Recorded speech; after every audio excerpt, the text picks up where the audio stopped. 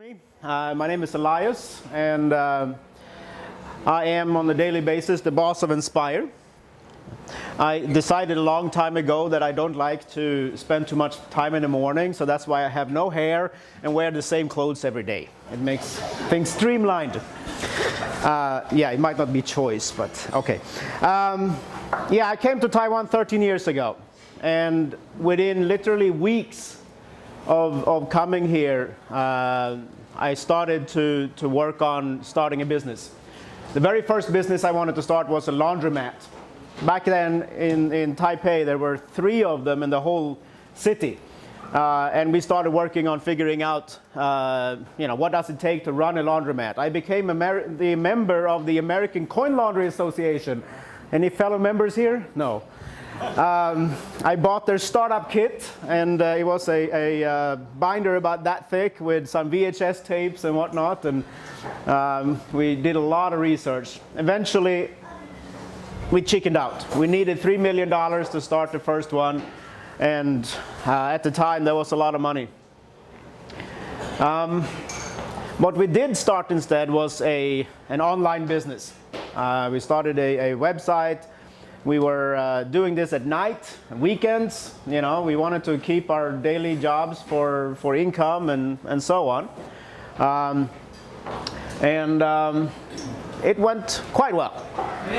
One problem was that we needed somebody to answer phone calls.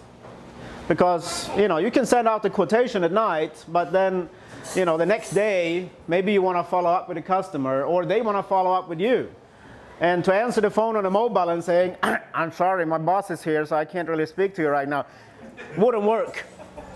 So my first option, of course, was to hire somebody.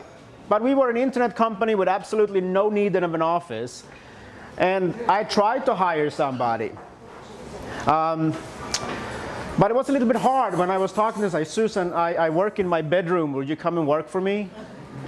It just wasn't an option. So then the next choice was we wanted to find a company that we could outsource phone answering to. But that was actually also not so easy, because all we could find were companies that just wanted to take a message. How much does your product cost? May I take a message? Where's your office located? Can I take a message? What's your website? Can I take a message? So that wasn't really feasible either. Eventually, we sold that company to somebody else. We were sitting on a little bit of money, and we wondered what to do. So we figured, well, no one else is doing this phone answering outsourcing business very well, and in other countries, that's big business. So we figured, let's start a business that does that. It doesn't really exist. It must be big, right? Well, we started Enspyre. We did phone answering. And we're still doing that, but it's actually a fairly small part of what we do.